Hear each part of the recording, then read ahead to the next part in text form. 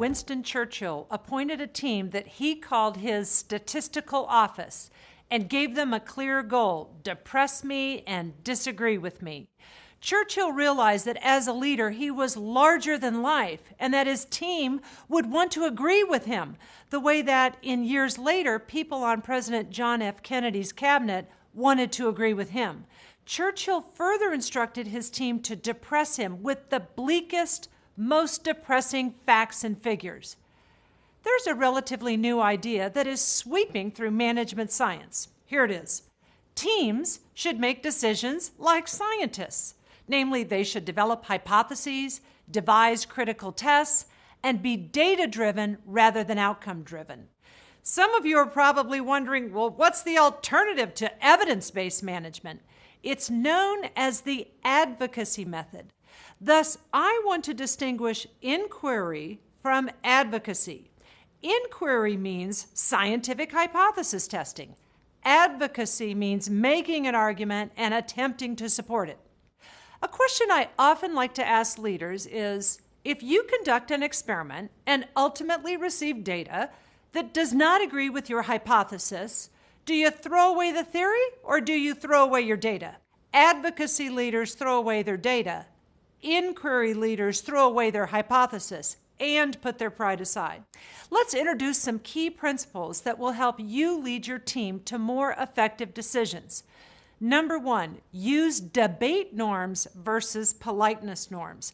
Too often, we treat team meetings like social events or dinner parties. We are polite and we compliment one another.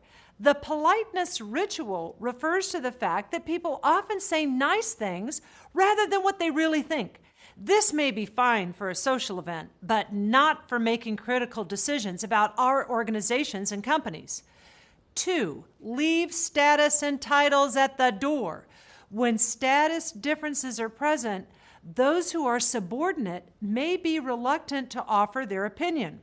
My colleague, Dr. Hoon-Suk Choi, observed that when company teams make decisions in Japan, the lowest status member of the team speaks first. Then the second to the lowest status person speaks. Then the third to lowest status person offers her opinion. Only after everyone has offered their views does the leader express his or her opinion. 3, conduct private votes on sensitive, important issues. People conform when voting publicly, but they speak their mind when voting privately. 4, invite different perspectives. Some of you have heard of the term devil's advocate. This is a person whose job it is to disagree with a group. The truth is, most groups don't have a devil's advocate, and when they do, they're not very persuasive. If you are a devil's advocate, it's not enough to say, I disagree. Rather, it is vital to provide evidence that argues the counterpoint. It is far better to have a person who genuinely disagrees with the group speak up than a person who pretends to disagree with the group. 5, hold multiple short meetings versus one long meeting. Most groups have meetings that are too long and too infrequent. It's far better to have short, frequent meetings than long, infrequent meetings. Short, frequent meetings allow group members to assimilate information and challenge each other's views. Number 6, showcase failures. At Etsy, teams have learned how much value failures can bring. Every year at Etsy, the team that has made the most significant failure wins an award. The company knows that failures give everyone lots of valuable information and creates an environment in which teams and their leaders don't fear failure. This is what is meant by the learning organization. The problem with most learning organizations is that everybody wants to learn by observation, not by firsthand experience.